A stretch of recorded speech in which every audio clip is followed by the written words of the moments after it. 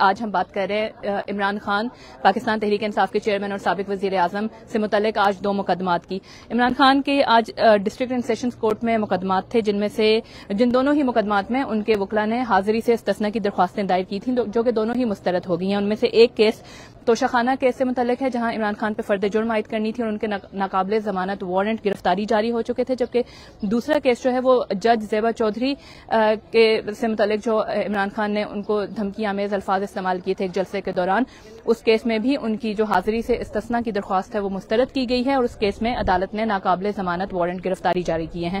اس سے پہلے جب ایسا ہوا تھا تو اس وقت عمران خان کے وکلاء ہائی کورٹ سے انہوں نے رجوع کیا تھا کہ وہ ان وارنٹس کو منسوخ کرا سکیں.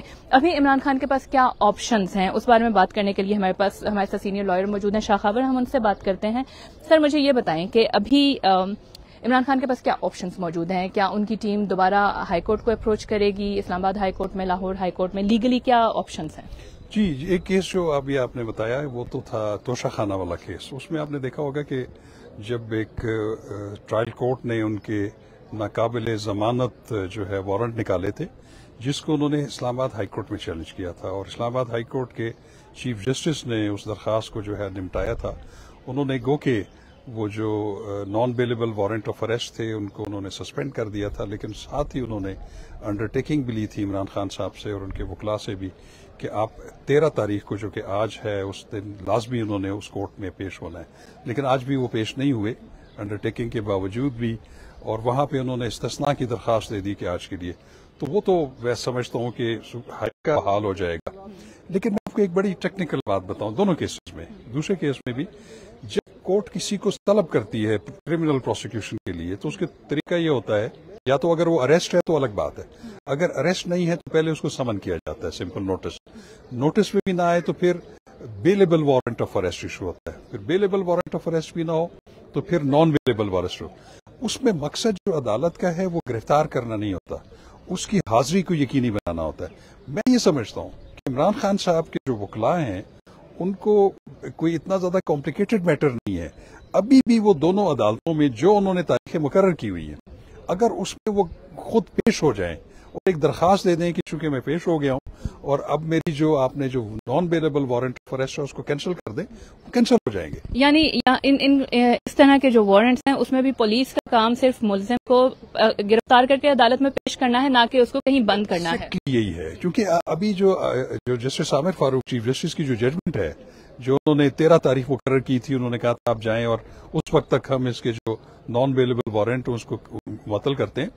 اس میں بھی انہوں نے یہ بات لکھی ہوئی ہے کہ یہ پولیس کا یا کورٹ کا ان کو مقدمے کے فیصلے سے پہلے جیل ڈالنے کا نہیں ہے, وہ صرف ان کی اٹینڈنس پریکیور کرنے کا ہے.